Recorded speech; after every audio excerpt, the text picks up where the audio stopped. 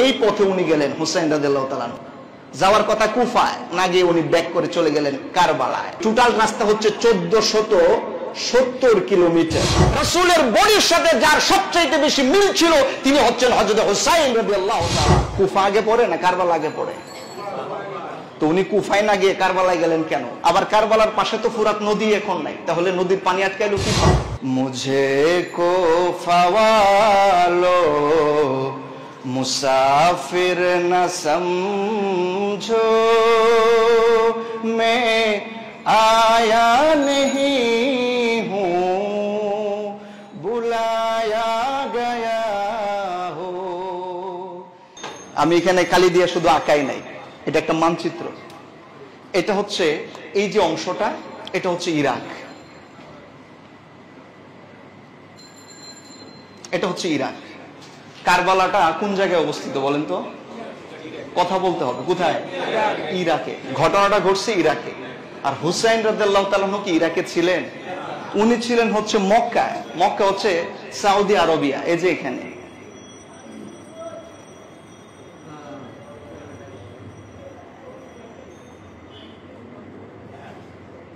Saudi আরবিয়াতে উনি ছিলেন, মক্কা ছিল এই জায়গায়। কথা বলবেন না কেউ? এই জায়গায় ছিল মক্কা, উনি গিয়েছিলেন ইরাকে। এই সময় ইয়াজিদ ছিল কোন জায়গায়? No, Syria. SY Syria.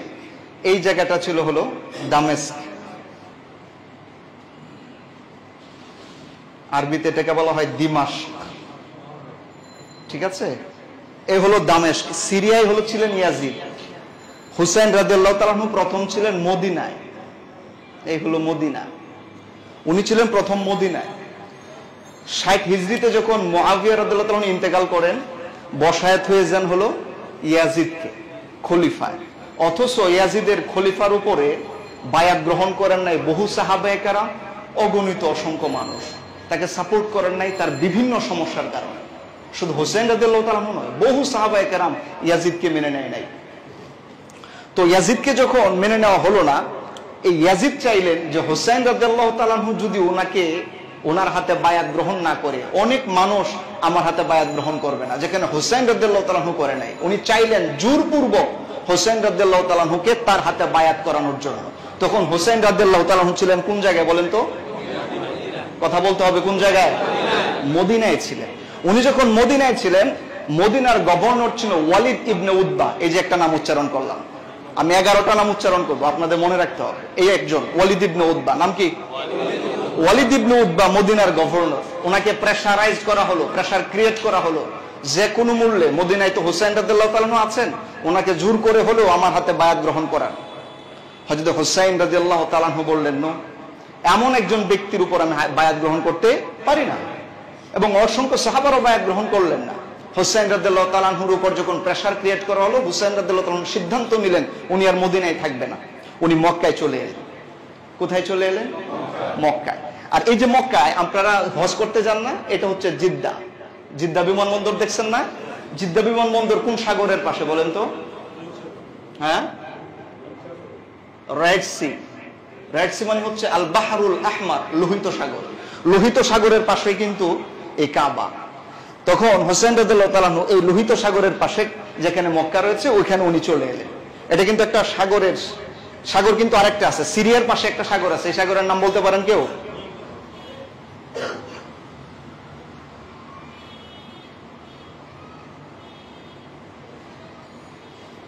Mediterranean C.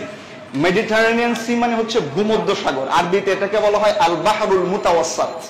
ভূমধ্য সাগরটা এই জায়গায়, এটার পাশে সিরিয়া। রাইট সি, আল বাহরুল আহমর, এটা হচ্ছে লোহিত সাগর, এটার পাশে হচ্ছে মক্কা। তো এখানে উনি মক্কায় চলে এলেন, কারণ চাপ ক্রিয়েট করা হচ্ছে হুসাইন রাদিয়াল্লাহু তাআলার উপরে। উনি বললেন জায়গায় থাকবো না, উনি চলে এলেন মক্কায়। মক্কায় যখন এসেছেন, তখন কুফা যে শহরটা ছিল, ইরাকের একটা শহরের নাম কুফা। শহরটার নাম বলেন তো সবাই? কুফা। কুফা, এই যে এটা কুফা। কুফা কুফা হলো এমন শহর, এটার মানুষের এই আচরণের কারণে আমরা এখন মাঝে মাঝে কিছু হইলে বলি কুফা লাগছে, মানে সমস্যা শুরু হয়েছে। কুফার মানুষের আচরণ হোসেন রাদিয়াল্লাহু তাআলার সাথে যা ঘটিয়েছেন পৃথিবীর ইতিহাসে কখনো মানুষ এগুলো ভুলবে না। এই কুফা শহর থেকে মানুষ হোসেন রাদিয়াল্লাহু তাআলার কাছে যোগাযোগ করতে লাগলো, হোসেন আমরা ইয়াজিদের হাতে বায়াত গ্রহণ করব না, আপনার হাতে বায়াত গ্রহণ করব। হোসেন রাদিয়াল্লাহু তাআলা প্রাথমিকভাবে কোনো কর্ণপাত করলেন না। ঠিক আছে, একের পর এক চিঠি আসতে লাগলো। কোত্থেকে? কুফা থেকে। এবং এই কুফার অনেক গণ্যমান্য ব্যক্তিবর্গরা হোসেন রাদিয়াল্লাহু তাআলার কাছে বায়াত গ্রহণ করার জন্য এসেছেন, বায়াত গ্রহণ করতে চেয়েছেন। বহু চিঠি আসার পর হযরত হোসেন রাদিয়াল্লাহু তাআলা আনহু উনি তখন সিদ্ধান্ত নিলেন যে আমি কুফার অবস্থাকে পর্যবেক্ষণ করব। কুফার অবস্থাটাকে উনি কি করবেন? পর্যবেক্ষণ করবেন। কেন কুফার মানুষ এতগুলো আসছে? এখানে আপনাদেরকে আরেকটা প্রশ্ন করে রাখি, এই হলো কুফা, এটা কিন্তু কুফার মধ্যে কারবালা ছিল না। কারবালা হচ্ছে ঠিক এই জায়গায়, এই হলো কারবালা। কারবালা আপনারা জানেন, বাগদাদ নামে একটা শহর আছে না? এই বাগদাদ হচ্ছে এই জায়গায়। বাগদাদ থেকে কারবালার দূরত্ব হচ্ছে 105 কিলোমিটার। বাগদাদ থেকে কারবালার দূরত্ব কত কিলোমিটার? 5 কিলোমিটার। কুফা থেকে এই কারবালার দূরত্ব হচ্ছে 74 কিলোমিটার। এখান থেকে যদি একটা মানুষ যায়, কুফা আগে পড়ে না কারবালা আগে পড়ে? তো উনি কুফায় না গিয়ে কারবালায় গেলেন কেন? একটা প্রশ্ন করেছিলাম না, এটার উত্তরটা আমরা জানবো। আবার কারবালার পাশে তো ফুরাত নদী এখন নাই, তাহলে নদীর পানি আটকাইলো কিভাবে? এটার মানচিত্রে আপনি কিভাবে বুঝাবেন? এই বিষয়গুলো উত্তর দিব ইনশাআল্লাহ। তো আসুন, যে কথা বললাম যে কুফা থেকে অনেক মানুষ হোসেন রাদিয়াল্লাহু তাআলা তখন মক্কায় বারবার যোগাযোগ করার কারণে হোসেন রাদিয়াল্লাহু তাআলা সিদ্ধান্ত নিলেন কুফার অবস্থা পর্যবেক্ষণ করবেন। উনি তখন ওনার ভাই, চাচাতো ভাই, নাম হলো মুসলিম ইবনে আকিল। আরেকটা নাম উচ্চারণ করলাম, আপনাদের মনে আছে? প্রথম উচ্চারণ করেছে একটা ইয়াজিদ গেল, তারপরে গেল ওয়ালিদ ইবনে উতবা, এই আরেকজন বললাম এখন মুসলিম ইবনে আকিল। 11 জনের নাম উচ্চারণ করবে। মুসলিম ইবনে আকিল উনি ছিলেন হোসেন রাদিয়াল্লাহু তাআলা এর চাচাতো ভাই। উনি বললেন, ভাই এত এত চিঠি, শত শত চিঠি, তুমি একটু যে অবস্থাটা পর্যবেক্ষণ করে আমাকে ইনফর্ম করো। মুসলিম ইবনে আকিল এখান থেকে রওনা দিয়ে কুফায় গেলেন। কুফায় যাওয়ার পরে উনি দেখলেন পরিবেশ খুব সুন্দর। আমি আগে বলছি, আমি লম্বা ঘটনা বলছি না, সামারি বলছি, সামারি। তো হযরত হোসেন রাদিয়াল্লাহু তাআলা চাচাতো ভাই কুফায় যখন গেলেন, মুসলিম ইবনে আকিল উনি দেখলেন এখানের মানুষগুলো হোসেন রাদিয়াল্লাহু তাআলার পক্ষে, এমনকি বায়াত পর্যন্ত গ্রহণ করালেন হোসেন রাদিয়াল্লাহু তাআলার উপরে মুসলিম ইবনে আকিলের মাধ্যমে। 30,000 মানুষ মুসলিম ইবনে আকিলের হাতে হযরতে হোসেন রাদিয়াল্লাহু তাআলার উপর বায়াত গ্রহণ করলেন। মুসলিম ইবনে আকিল দেখলেন পরিবেশ খুবই অনুকূলে, উনি একটা চিঠি লিখলেন হযরত হোসেন রাদিয়াল্লাহু তাআলার কাছে যে কুফার পরিবেশ ভালো, আসলেই কুফা মানুষ আপনাকে চায়, আপনি ইচ্ছা করলে কুফায় আসতে পারেন, কুফার মানুষগুলো আপনাকে চাচ্ছে, আপনি আসেন। হযরত হোসেন রাদিয়াল্লাহু তাআলা এই তার ভাই মুসলিম ইবনে আকিলের চিঠির প্রেক্ষিতে উনি সিদ্ধান্ত নিলেন মক্কা থেকে কোথায় যাবেন? কুফায়। তখন উনি তো আর একা যাবেন না, ওনার পরিবার পরিজন, আহলে বাইতের সদস্য, সাথে আরো কিছু অনুসারী, ওনাদের সহ মোট প্রায় 150 জন। হোসেন রাদিয়াল্লাহু তাআলার সাথে সফর সঙ্গী ছিলেন মোট কতজন? 150 জন সফর সঙ্গী নিয়ে উনি সিদ্ধান্ত নিলেন যাবেন হচ্ছেন কুফায়। যেদিন কুফা থেকে, মক্কা থেকে কুফার উদ্দেশ্যে রওনা দেন, সেদিন কোন মাসের কত তারিখ বলতে পারেন কেউ? বলতে পারে না। তাহলে ঘটনাটা কিভাবে মনে থাকবে বলেন আপনাদের? যেদিন উনি এখান থেকে রওনা দিয়েছেন সেদিন ছিল হলো জিলহজ মাসের 8 তারিখ। জিলহজ মাসের কয় তারিখ? এই যে আমি এক একটা তারিখ লিখবো আর এখানে আমি একটু গোল দিয়ে দিব যেন আপনাদের মনে থাকে। এই হচ্ছে 8 তারিখ, জিলহজ মাসের 8 তারিখ উনি রওনা দিলেন মক্কা থেকে, যাবেন কোথায়? কুফায়। বাবা তখন তো আর এই ধরনের এত নেটওয়ার্কিং সিস্টেম ছিল না, মাঝখানে যে কত কি ঘটে গেছে তা তো জানাই নাই। এই দিক থেকে সংবাদ আসার পরে যখন উনি সিদ্ধান্ত নিলেন, ফাঁকে ইয়াজিদ উনি লক্ষ্য করলেন কুফার যিনি গভর্নর ছিলেন, নাম তার নু'মান বিন বাশির। আরেকজনের নাম উচ্চারণ করলাম, নু'মান বিন বাশির। এই নু'মান বিন বাশির হোসেন রাদিয়াল্লাহু তাআলার উপর মানুষ বায়াত গ্রহণ করছে, উনি কিছুই বলছেন না, উনি পজিটিভ ছিলেন। যে কারণে ইয়াজিদ এই নু'মান বিন বাশিরকে পদত্যাগ করা, এবং এখানে ছিল বসরা, এই বসরার শাসনকর্তা ইবনে জিয়াদ, এর পূর্ণ নাম হচ্ছে উবাইদুল্লাহ ইবনে জিয়াদ। কিন্তু এই ব্যক্তিটি এত বাজে আচরণ করেছে হোসেন রাদিয়াল্লাহু তাআলা আনহুর সাথে, যে কারণে আমরা তাকে উবাইদুল্লাহ এই শব্দটা উচ্চারণ করি না, আমরা বলি ইবনে জিয়াদ, জিয়াদের ছেলে। কারণ ওর নামের আগে উবাইদুল্লাহ ব্যবহার করার মতো যোগ্যতা সে হারিয়ে ফেলেছে, আমরা বলি ইবনে জিয়াদ। ইবনে জিয়াদকে বসরা থেকে কুফার শাসনকর্তা নিযুক্ত করলেন এবং কড়া নির্দেশ দিলেন, কোনোভাবেই হোসেন রাদিয়াল্লাহু তাআলা আনহু যেন কুফায় প্রবেশ করতে না পারেন এবং ওনার ব্যাপারে যারা কাজ করছেন প্রত্যেককে হত্যা করা হোক। যে কারণে ইবনে জিয়াদ উনি কুফায় আসার পরই প্রথম ধরেছেন মুসলিম ইবনে আকিলকে, নবীকে হযরত হোসেন রাদিয়াল্লাহু তাআলার চাচাতো ভাই। এমনকি একটা পর্যায়ে ওনাকে এই দুনিয়া থেকে চিরদিনের মতো শহীদ করেছেন। হযরতে মুসলিম ইবনে আকিল যখন শহীদ হবেন তার আগে উনি বুঝতে পেরেছিলেন যে ইবনে জিয়াদ তাকে দুনিয়াতে আর রাখতে দিবে না। কুফার মানুষগুলো আস্তে আস্তে করে ইবনে জিয়াদের পক্ষে চলে গেল। মুসলিম ইবনে আকিল পরিবেশ বুঝে উনি আরেকটা চিঠি লিখলেন হুসাইন রাদিয়াল্লাহু তাআলার কাছে যে আগে যে পরিবেশ ছিল এখন সেই পরিবেশ আর, আপনি দয়া করে আর আসবেন না। আপনি কি মনে করছেন এটা কি এখনকার সময় অ্যান্ড্রয়েড ফোন চাপ দিল আর বলে দিল? কত কিলোমিটার রাস্তা জানেন? 1470 কিলোমিটার রাস্তা। বাবা পায়ে হেঁটে যাওয়া লাগবে, উঠে যাওয়া লাগবে। কেন ইমাজিন, কল্পনা করতে পারেন কত সময় লাগে? এই চিঠি যেদিন লিখছেন, লেখার পরে যখন এই চিঠি আসতে আসতে বহু সময় লেগে গেছে, ফাঁকে কিন্তু উনি রওনা দিচ্ছেন 8 তারিখে। জিলহজ মাসের কয় তারিখে রওনা দিলেন? 8 তারিখে। আর এদিক থেকে কুফার নির্মম আরেকটা ইতিহাস ঘটে গেল। মুসলিম ইবনে আকিলকে শহীদ করেছেন জিলহজ মাসের 9 তারিখ। এই যে আমি আরেকটা গোল দিলাম, জিলহজ মাসের কয় তারিখ? অর্থাৎ উনি যেদিন হত্যা হয়ে শহীদ হয়েছেন এর আগের দিন হুসেন রাদিয়াল্লাহু তাআলা আনহু রওনা দিয়েছেন। কোথার উদ্দেশ্যে? কুফার উদ্দেশ্যে। এই যে কুফার উদ্দেশ্যে রওনা উনি দিলেন, চিঠি তো তখন উনি পান নাই। চিঠি দেওয়ার জন্য, লেখার জন্য নির্দেশ দেওয়ার একদিন পরে উনি শহীদ হয়েছেন। এই চিঠি আসবেন তার আগে উনি রওনা দিলেন। এই পথে উনি গেলেন হুসাইন রাদিয়াল্লাহু তাআলা আনহু। যাওয়ার কথা কুফায়, না গিয়ে উনি ব্যাক করে চলে গেলেন কারবালায়। এই যে কুফা মক্কা থেকে রওনা দিয়া উনি যে এই যে বিভিন্ন স্থান দিয়া গেলেন, এখানে টোটাল 38টা পয়েন্টে উনি রেস্ট নিয়েছিলেন। কয়টা পয়েন্টে? সব ইতিহাসে আছে। 38টা পয়েন্টে উনি রেস্ট নিয়েছিলেন। এর মধ্যে একটা জায়গার নাম ছিল তানঈম। তানঈম ছিল মক্কা এবং মদিনার মোটামুটি মাঝামাঝি জায়গায়। এই দিক থেকে উনি রওনা দিয়া অনেকগুলো স্পট, আমি 38টার নাম বলতে গেলে অনেক সময় লাগবে, আমি জাস্ট মূল পয়েন্টে সামারে যেহেতু বলবো, এই মূল টপিকগুলো হাইলাইট করতে চাই। হযরত হোসেন রাদিয়াল্লাহু তাআলা আনহু তার অনুসারীদেরকে নিয়ে রওনা দিয়ে জুবালা নামক একটা জায়গায় এলেন। জুবালা জায়গার নাম কি? জুবালা। জুবালার ব্যাপারে ইতিহাসে লেখা হয়েছে এটা কুফা থেকে 4 দিনের রাস্তা। কয় দিনের রাস্তা? কেউ যদি ঘোড়ায় চলে, আমরা আনুমানিক ভাবে হিসেব করে দেখেছি, সম্ভবত এটা 250 থেকে 300 কিলোমিটার সামথিং এমন কিছু হবে। এই যখন এই জায়গায় আসেন তখন হোসেন রাদিয়াল্লাহু তাআলা একদল মুসাফির তারা সফর করছিলেন, তাদের সাথে দেখা হয়েছে। তখন তারা হোসেন রাদিয়াল্লাহু তাআলাকে বলেছিল, হুজুর আপনি যে কুফায় যাচ্ছেন কুফার পরিবেশ ভালো না।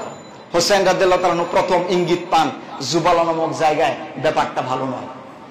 আপনি চিন্তা করুন, হোসেন রাদিয়াল্লাহু তাআলা পরিবার পরিজন সহ রওনা দিয়েছেন নিজের ইচ্ছায় না কুফাবাসীর বারবার অনুরোধের কারণে? সামান্য কথা নয়। আহালদেরকে নিয়ে উনি রওনা দিলেন। এই টোটাল রাস্তা হচ্ছে 1470 কিলোমিটার। এই টোটাল রাস্তা উনি রওনা দিলেন। এই হুসাইন রাদিয়াল্লাহু তাআলা এই টোটাল রাস্তা রওনা দিয়েছেন এবং হেঁটে হেঁটে এবং এই যে পদযানে চড়ে উনি 23 দিন সময় লেগেছিল মক্কা থেকে কারবালায় পৌঁছতে। কতদিন সময় লেগেছিল? 23 দিন। এই যে আমি লিখলাম 23 দিন। আপনি একটু হিসাব করেন, 1470 কিলোমিটার 23 দিন পাড়ি দিয়েছেন। উনি পার ডে কত কিলোমিটার রান করেছেন? আমরা হিসাব করে দেখেছি 63.91 কিলোমিটার পার ডে উনি 64 কিলোমিটার রাস্তা হেঁটেছেন। হোসেন রাদিয়াল্লাহু তাআলা রওনা দিলেন। জুবালায় এসে তারপর উনি থমকে গেলেন, কিন্তু ওনার সিদ্ধান্ত অনড়। যেহেতু উনি ফাইসালা দিয়েছেন, উনি রওনা দিলেন। উনি আসতে আসতে আরেকটা জায়গার নাম সারাফ। জায়গার নাম কি? সারাফ জায়গা যখন এসেছেন, এই ইবনে জিয়াদ সৈন্য পাঠালেন, 1000 সশস্ত্র সৈন্য পাঠালেন হোসেন রাদিয়াল্লাহু তাআলার পথকে রুদ্ধ করার জন্য। সেনাপতির নাম ছিল হুর বিন ইয়াজিদ। এই জায়গার মধ্যে হোসেন রাদিয়াল্লাহু তাআলাকে আটকায় দিলেন, আপনি কুফায় যেতে পারবেন না। হোসেন রাদিয়াল্লাহু তাআলা বললেন, তোমরা আমাকে আমন্ত্রণ জানিয়েছো আর তোমরা আমার পথকে রোধ করে দিতে চাচ্ছ, ব্যাপারটা কি? তখন বলা হলো যে কে আপনাকে বলেছে আসার জন্য? হোসেন রাদিয়াল্লাহু তাআলার ব্যাগ থেকে শত শত চিঠি দেখালেন, গণ্যমান্য ব্যক্তিদের চিঠি দেখালেন। তখন উনি বললেন যে এটা আমরা মানি না, আপনি যেতে পারবেন না। কিন্তু হোসেন রাদিয়াল্লাহু তাআলার সিদ্ধান্ত অনড় হওয়ার কারণে উনি যাচ্ছেন। আরেকটা সামনে জায়গা, এটার নাম কে বলা হয়? বাইদা।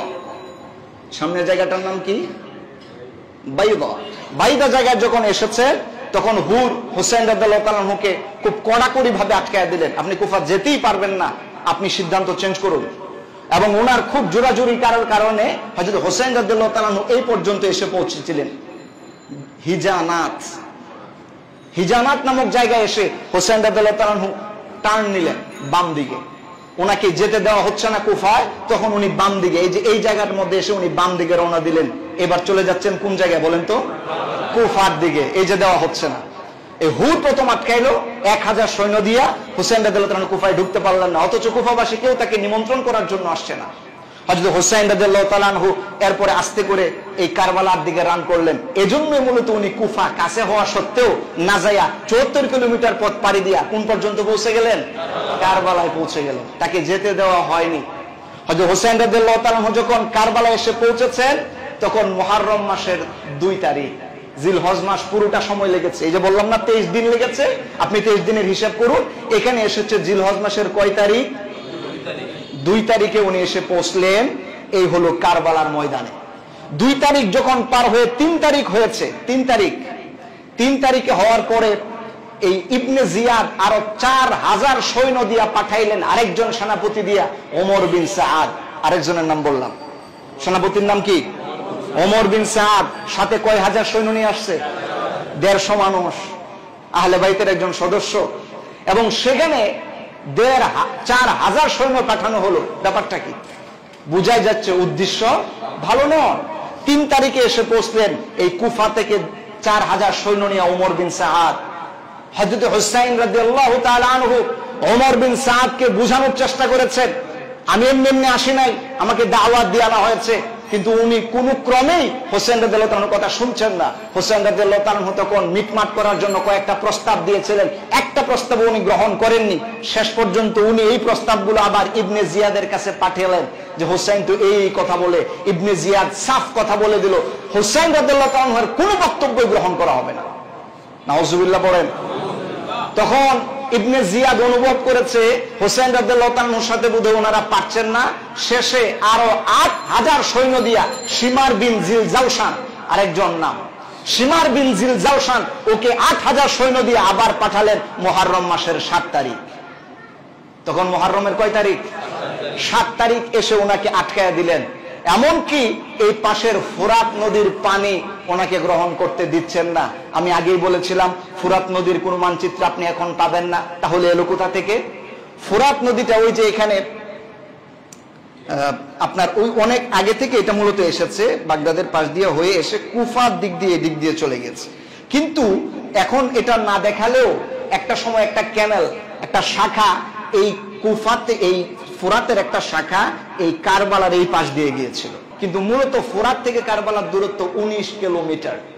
ফুরাত থেকে কারবালার দূরত্ব কত? 19 কিলোমিটার। কিন্তু এই 19 কিলোমিটারের মধ্যে একটা লেকের মতো এসেছিল, যেটা এখন বিলীন হয়ে গিয়েছে। আরে বাবা, আমাদের দেশের কয়টা নদী বিলীন হয়েছে গত 50 বছরে? আপনি বলেন না। এটা একেবারে শক্ত বড় করার কিছু নেই যে নদী গেল কই। নদী তো মাটিতে খেয়ে ফেলাইছে, আর কিছু নদী তো আমরা মানুষেরাই খেয়ে ফেলাই। আমাদের হাতে কি দুর্ক্ষমতা নাই? নদী কেমনে খায় দেখেন না?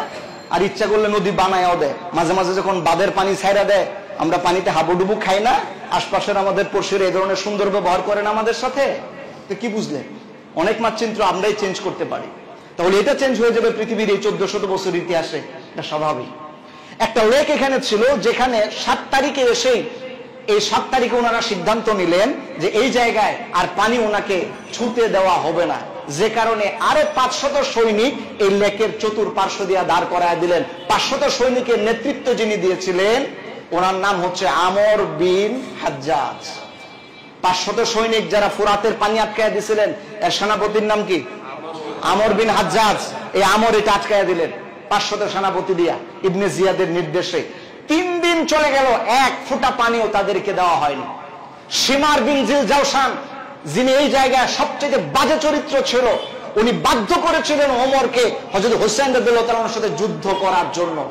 উনি সব প্রেক্ষাপট নিয়ে আসলেন, বারবার খোঁচাচ্ছিল যে যুদ্ধ হোক, কিন্তু হুসাইন রাদিয়াল্লাহু তাআলা যুদ্ধ করতে আসেননি। উনি বলেছেন, আমি তো এজন্য আসিনি, আমাকে দাওয়াত করে এনেছো, আমি কি যুদ্ধ করতে এসেছি? তার কোনো প্রস্তুতি কি আমার আছে? আমি তো সেজন্য আসি নাই। আমাকে এনেছো কি বলে, আর কি ব্যবহারটা আমার সাথে করছো? এজন্য একজন কবি খুব সুন্দর করে হুসাইন রাদিয়াল্লাহু তাআলার মনের ভাষাটা বলেছিলেন যে এই কবিতাটা, এই গজলটা আমাদের কাছে খুব পরিচিত। মুঝে কো ফওয়ালো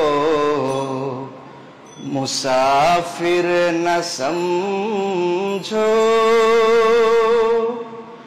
মুঝে কো ফওয়ালো मुसाफिर न समझो, मैं आया नहीं हूँ बुलाया गया हो, कि मेहमान बना कर, कि मेहमान बना कर सताया गया हो, मैं आया नहीं हूँ बुलाया गया हो। আল্লাহু আকবার পড়ে কবি বলেছিলেন, হোসেন গদ বললেন, আহা কুফাবাসী, তোমরা কি আমাকে কেমন দাওয়াত করেছো? আমাকে মুসাফির মনে করেছো? আমি তো মুসাফির ছিলাম না, আমি তো দাওয়াতি মেহমান ছিলাম। আর আমাকে দাওয়াত দিয়ে নিয়ে আসার পরে আজকে কারবালার ময়দানে যুদ্ধের পরিস্থিতি তোমরা তৈরি করে দিয়েছো। নাউজুবিল্লাহ। হযরত হোসেন রাদিয়াল্লাহু তাআলা এর বক্তব্যটা, এই মনের এই বাসনাটা একজন কবি সুন্দর করে বলেছিলেন। আমি গজলটা পুরো বলতে চাচ্ছি না, সময় আমাদের কম। আমার প্রিয় ভাইরা, এই জায়গায় এসে 7 তারিখ থেকে 3 তারিখ কোনো পানি দেওয়া হয়নি, এবং মুহররম মাসের 9 তারিখ যখন হয়েছে তখন সীমার ওই দিনে যুদ্ধ করতে বলেছিলেন। হোসেন রাদিয়াল্লাহু তাআলা বললেন, ঠিক আছে, যদি আমি সত্যের পথে থেকে আমাকে যুদ্ধ যদি করাই হয় তাহলে আমি যুদ্ধ করব, কিন্তু আজকে নয়, একটা দিন আমাকে সময় দাও, একটা দিন যেন আমি আল্লাহর দরবারে ইবাদত করে এই রাতটা কাটাতে পারি। আল্লাহু আকবার। হযরত হোসেন রাদিয়াল্লাহু তাআলা 9 তারিখ সারা রাত ইবাদত করলেন। একজন মুসাফির মানুষ শ্রান্ত হওয়ার কারণে উনি দুর্বল হয়ে পড়েছিলেন। 10 তারিখে ফজরের পরেই যুদ্ধের প্রস্তুতি হয়েছিল। বৃষ্টি হচ্ছে, এই জন্য আমি লম্বা করবো না, অল্প সময় শেষ করতে চাচ্ছি। এই 10 তারিখেই মুহররম মাসের যুদ্ধের পরিস্থিতিটা তৈরি হলো, এবং সর্বপ্রথম হোসেন রাদিয়াল্লাহু তাআলা এর পরিবারের সদস্যদেরকে আঘাত করা হলো, তীর মারা হলো। ইতিহাস আপনারা জানেন, আলী আসগর দুধের শিশু, তার গায়ে তীর ভেদ হওয়ার কারণে বুক ছিঁড়ে দুধের শিশু তৃষ্ণার কারণে তরবারির আঘাতে, তীরের আঘাতে উনি দুনিয়া থেকে চিরদিনের জন্য শহীদ হয়েছিলেন। হয়তো হোসেন রাদিয়াল্লাহু তাআলা বাধ্য হয়ে তারপরে এক একজন হোসেন রাদিয়াল্লাহু তাআলার সদস্যরা এই হুর বিন জিয়াদের সাথে, এরপরে হচ্ছে শিমর বিন জিলজালসানের সাথে যুদ্ধ লেগে গেল। তখন যিনি প্রথম এসেছিলেন এই সারাত নামক জায়গায় 1000 সৈন্য নিয়ে, হুর, উনি চিন্তা করলেন যে আমি কার বিরুদ্ধে যুদ্ধ করছি? আল্লাহ নবীজির প্রিয় দৌহিত্রের বিরুদ্ধে। এটা হতেই পারে না। হুর সাথে সাথে তাদের দল ত্যাগ করে হোসেন রাদিয়াল্লাহু তাআলার দলে চলে এসেছিলেন। এই একজন মহাবীরের কথা আমরা শুনতে পাই, যিনি তাদের বিপরীতের পক্ষ ত্যাগ করে সত্যের পথে এসেছিলেন। হুর হোসেন রাদিয়াল্লাহু তাআলাকে বলেছিলেন, হুজুর, আমার রক্ত যতক্ষণ পর্যন্ত থাকছে আপনার শরীরে কোনো এক ফোঁটা বিন্দু আমি বহাতে দিব না। উনি বীর বিক্রমে যুদ্ধ করেছিলেন হুর। এবং শেষ পর্যন্ত এই মুহররম মাসের 10 তারিখে যুদ্ধ লেগে গেল। আমি আরেকজন বাজে ব্যক্তির নাম উচ্চারণ করছি, যিনি সর্বপ্রথম হোসেন রাদিয়াল্লাহু তাআলার শরীর মুবারকে আঘাত করেছিলেন, সিনান বিন আনাস। এই সিনান, উনি প্রথম হোসেন রাদিয়াল্লাহু তাআলাকে আঘাত করেছিলেন, যার কলিজায় এত বড় সাহস ছিল। আল্লাহ পাক জানেন তার কি বিচার হবে। হযরত হোসেন রাদিয়াল্লাহু তাআলাকে ধরাশায়ী করা হয়েছে। আমরা ইতিহাসে দেখেছি, হাদিসের রাবিরা বর্ণনা করেছেন যে হযরত হোসেন রাদিয়াল্লাহু তাআলাকে 33টি তীর মারা হয়েছিল। আপনি কয়টি তীরের আঘাত সহ্য করতে পারবেন? আপনার বুকে যদি একটা বুলেট দেওয়া হয়, দ্বিতীয় বুলেটের জন্য তো আপনি দাঁড়ায় থাকতে পারেন না বাবা। 33টা তীর ওনার বুকে এসে লেগেছে, শরীরে এসে লেগেছে। 34টি তরবারির আঘাত ওনার পুরো শরীরকে জর্জরিত করে দিয়েছিল। উনি শহীদ হয়েছেন কারবালার ময়দানে। আরেকজন পাষাণের নাম আমি উচ্চারণ করছি, শিমার বিন জিলজালসান। এই শিমার হোসেন রাদিয়াল্লাহু তাআলা শহীদ হওয়ার পরে কত বড় পাষাণ ব্যক্তি, হোসেন রাদিয়াল্লাহু তাআলার শরীর মুবারক থেকে, তার দেহ মুবারক থেকে শির মুবারক ছুরি দিয়ে কেটে আলাদা করে দিয়েছে। একজন করে 72 জন হোসেন রাদিয়াল্লাহু তাআলার সাথীবর্গরা শহীদ হয়েছিলেন এই কারবালার ময়দানে। এই করুণ ইতিহাস ঘটেছিল মুহররম মাসের 10 তারিখ। আমার প্রিয় ভাইরা, এই জন্য আপনি একটু লক্ষ্য করুন, কোথা থেকে, কেন, কিভাবে উনি ওই পর্যন্ত পৌঁছলেন, কোন দিন, কোন তারিখ, কি ঘটনাগুলো ঘটেছে। এগুলো যদি আমরা এইভাবে না বুঝি তাহলে একদম ক্লিয়ার হয় না। এই জন্য আমি ক্লিয়ার করে বোঝানোর জন্য এই মানচিত্রগুলো আঁকার চেষ্টা করছি। আমার প্রিয় ভাইরা, আমার কলিজার টুকরা প্রিয় মুসল্লিয়ানে কারাম, মুহররম মাসের ইতিহাসের এই ক্ষেত্রে আপনাদের খুব গুরুত্ব দিয়ে কথাটা বুঝতে হবে। ক্লিয়ার যদি আপনি না বুঝেন তাহলে আপনার কনফিউজড হবে। আপনি একটু ভালো করে বুঝে নেন 10 তারিখের এই ঘটনায় কি বিভৎস ছিল। আপনি জানেন হোসেন রাদিয়াল্লাহু তাআলার শির মুবারক কত বড় পাষাণদার বেয়াদব হওয়ার পরে বর্ষার উপরে উঠে তারপরে ইবনে জিয়াদের কাছে নিয়ে আসা হয়েছিল কুফায় 11 তারিখে। বাকি যে সমস্ত মহিলারা ছিলেন সাহাবায়ে কেরামরা, মহিলা সাহাবী এবং আহলে বাইতের বাকি যারা সদস্যরা ছিলেন, যারা সফর সঙ্গী ছিলেন, এই সমস্ত ব্যক্তিদেরকে বন্দী করে 11 তারিখ মুহররম মাসের কুফায় ইবনে জিয়াদের কাছে হাজির করা হয়। ইবনে জিয়াদের কাছে মাথাটা, শির মুবারকটা বিতাস্তিন একটা তস্তের মধ্যে এনে রাখা হয়েছিল। ইবনে জিয়া চেয়ারের মধ্যে বসে হোসেন রাদিয়াল্লাহু তাআলার মাথা মুবারক দেখে একটু মুচকি হেসে একটা ছুরি দিয়া, হাদিসের মধ্যে এসেছে ছুরি অথবা লাঠি তার হাতে ছিল, উনার নাকের মধ্যে খোঁচাচ্ছিলেন আর বেয়াদবির সুরে কিছু কথা বলছিলেন। হযরত আনাস রাদিয়াল্লাহু তাআলা নবীজির সাহাবী উপস্থিত ছিলেন এই মজলিসে। হযরত আনাস বললেন, ইবনে জিয়াদ, আমার কলিজা কেঁপে যাচ্ছে, তুমি কার মাথা এখানে এনে তার নাকের মধ্যে আঘাত করছো? তুমি কি জানো ওয়া আশবাহু মা রাসূলিল্লাহি সাল্লাল্লাহু আলাইহি সাল্লাম, আমরা নিজের চোখে দেখেছি রাসূলের চেহারার সাথে, রাসূলের বডির সাথে যার সবচেয়ে বেশি মিল ছিল তিনি হচ্ছেন হযরত হুসাইন রাদিয়াল্লাহু তাআলা। আর রাসূলের চেহারার সাথে মিল আছে এমন একজন রাসূলের কলিজার টুকরা দৌহিত্রের মাথা এনে তুমি খোঁচাচ্ছ, আমি আনা সহ্য করতে পারছি না। আপনি বিশ্বাস করুন কি বিভৎস ইতিহাস ছিল, হোসেন রাদিয়াল্লাহু তাআলার সাথে কি নির্মম আচরণ তারা করেছে। ইতিহাসগুলো আমাদের সামনে একদম স্পষ্ট। যেদিন উনি শহীদ হন ওনার বয়স কত ছিল জানেন?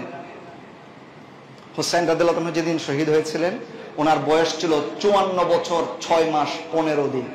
যেমন রাসূলের চেহারার সাথে সাদৃশ্যপূর্ণ দৌহিত্রের সাথে যারা এই বেয়াদবি করেছে তাদের পরিণতি দুনিয়াতে কেমন হয়েছে এটা আমাদেরকে আল্লাহ দেখিয়েছেন। আখিরাতে কি হবে আল্লাহু আ'লাম, আল্লাহ ভালো জানেন। আমরা দেখেছি ইবনে জিয়াদ সহ শিমর বিন জিলজাওশান, সিনান সহ যতজন ব্যক্তি হোসেন রাদিয়াল্লাহু তাআলার সাথে প্রত্যক্ষ এবং পরোক্ষ জড়িত ছিল, পরবর্তীতে খেলাফতের সময় প্রত্যেককেই এই পৃথিবী থেকে চিরদিনের মতো বিদায় করে দেওয়া হয়েছে, তাদের কল্লাগুলো আলাদা করে মসজিদের বারান্দায় ঝুলিয়ে দেওয়া হয়েছে। একজন সাহাবী হাদিস বর্ণনা করেছেন, ওনারা সাহাবী তখনও জীবিত। উনি বললেন ইবনে জিয়াদের মাথাটা যখন এনে রাখা হয়েছিল আমরা এসে দেখলাম, হাদিসটা মুসলিম শরীফের মধ্যে এসেছে, সিয়াসিত্তার হাদিস, ভুয়া হাদিস হলে আমি বলতাম না, সিয়াসিত্তার হাদিস বলছি। হযরতে একজন সাহাবী বললেন যে ইবনে জিয়াদের মাথাটা যখন রাখা হয়েছে আমরা দূর থেকে দেখলাম একটা সাপ ইবনে জিয়াদের নাক দিয়া ঢুকেছে, মাথার মধ্যে ঢুকে আবার কিছুক্ষণ পরে বেরিয়ে এসেছে। সাহাবী বর্ণনা করলেন, আমার মনে হয়েছে যে নাকের মধ্যে হোসেন রাদিয়াল্লাহু তাআলার নাকে যে ব্যক্তি খুঁচিয়েছে দুনিয়াতে আল্লাহ পাক তার নাকে সাপ দিয়া প্রমাণ করে দিয়েছেন আহলে বাইতের সাথে বেয়াদবি করলে কি পরিণত হয়, এটা দেখিয়ে দিয়েছে। ইতিহাস খুব বিভৎস, ইতিহাস খুব করুণ। এগুলো থেকে যদি আমরা শিক্ষা না নেই তাহলে আমাদের জীবনটাও সুন্দর হবে না। আমার প্রিয় ভাইরা, এজন্য যারা সত্যের পথে থাকেন, যারা সঠিক পথে থাকেন, এদের রাস্তায় যেন আল্লাহ পাক আমাদেরকে কবুল করেন, আমরা পড়ি আমিন। সত্যের পথে শহীদ হওয়ার মতো তৌফিক আল্লাহ আমাদেরকে দান করুন, আমরা পড়ি আমিন। আল্লাহুম্মা রযুকনা শাহাদাতান ফি সাবিলিক ওয়াজআল মাউতানা ফি বালাদি রাসূলিক।